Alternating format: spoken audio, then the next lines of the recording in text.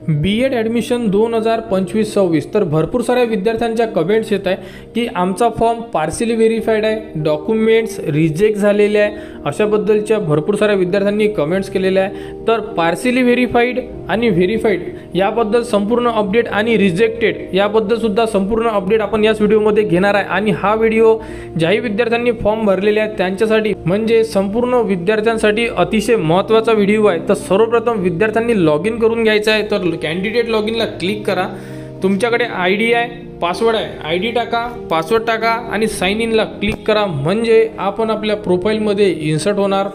प्रोफाईलमध्ये इन्सर्ट झाल्यानंतर तुम्ही बघू शकता की तुम्हाला इथे तुमचा ॲप्लिकेशन फॉर्म कन्फर्म असायला पाहिजे। त्यानंतर डॉक्युमेंट व्हेरिफिकेशन जर तुमच्या लॉग इनमध्ये व्हेरीफाईड असेल तर तुम्हाला घाबरण्याचं कारण नाही आहे, तुमचा फॉर्म ओके आहे आणि डॉक्युमेंटसुद्धा तुमचे व्हेरीफाय झालेले आहे म्हणजे तुम्हाला कुठेही कोणतीही अडचण येणार नाही। आणि त्यानंतर बघू शकता जर इथे तुम्हाला पार्शियली व्हेरीफाईड जर लिहून आलेलं असेल, समजा कोणत्या विद्यार्थ्याचे डॉक्युमेंट्स जर कमी जास्त झाले किंवा काही चुकले टाकताना किंवा कोणती इन्फॉर्मेशन चुकली तर तुमचा फॉर्म पार्शियली व्हेरीफाईड लिहून येतोय।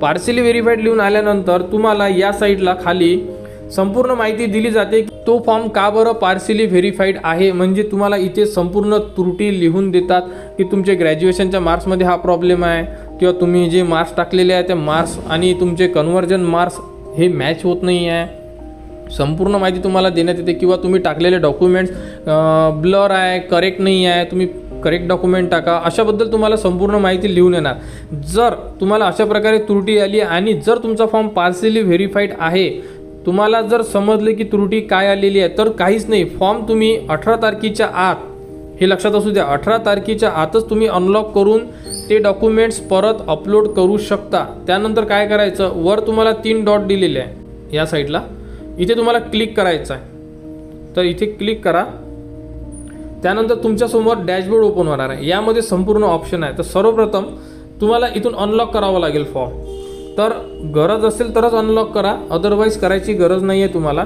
अनलॉक करून तुम्ही तुमचे डॉक्युमेंट्स अपलोड करू शकता आणि त्रुटी पूर्ण कशी करायची या संदर्भात प्रॉपर व्हिडिओ आपण या अगोदर दिलेला आहे, तो व्हिडिओ या व्हिडिओच्या डिस्क्रिप्शनमध्ये आहे, तो व्हिडिओ तुम्ही बघू शकता। आणि यामध्ये तुम्हाला चेक करणं आहे डॉक्युमेंट व्हेरिफिकेशन स्टेटसला क्लिक करा, तिथे जर तुम्ही क्लिक केलं तर तुमच्यासमोर अशा प्रकारे संपूर्ण ऑप्शन लिहून येणार, बघू शकता यामध्ये।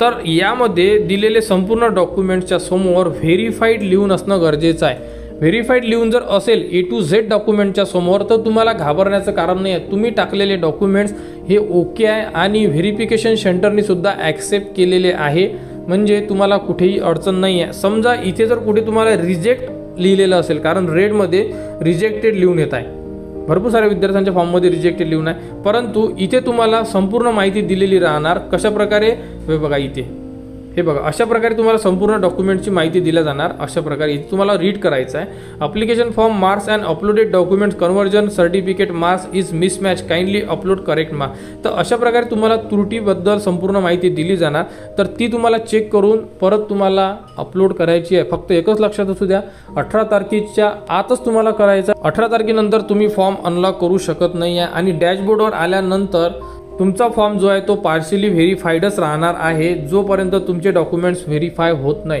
तुमचा परत फॉर्म चेक केला जाणार, चेक झाल्यानंतर तुम्हाला इथे व्हेरीफाईड लिहून येणार जर तुमच्या फॉर्ममध्ये त्रुटी आलेली असली तर। ॲप्लिकेशन फॉर्म कन्फर्म आणि डॉक्युमेंट व्हेरिफिकेशन त्रुटीपूर्ण जर केली तुम्ही तर पार्शियल व्हेरीफाईडच राहणार आहे, काही दिवस 2 ते 3 दिवस लागतात डॉक्युमेंट व्हेरिफिकेशनला आणि नंतर व्हेरीफाय होऊन जाणार, म्हणजे तुम्ही जर त्रुटी प्रॉपर कंप्लीट केली तर। अशा प्रकारे ही एक अपडेट आहे। त्यानंतर भरपूर साऱ्या विद्यार्थ्यांनी ELCT, इथे त्यांना ELCT option form not fill किंवा नॉट कन्फर्म अशा प्रकारे तुम्हाला लिहून येत आहे। तर हे जे ॲडमिशनची प्रोसेस आहे ही इंग्लिश मीडियम म्हणजे ELCT आणि रेग्युलर B.Ed हे एकच आहे।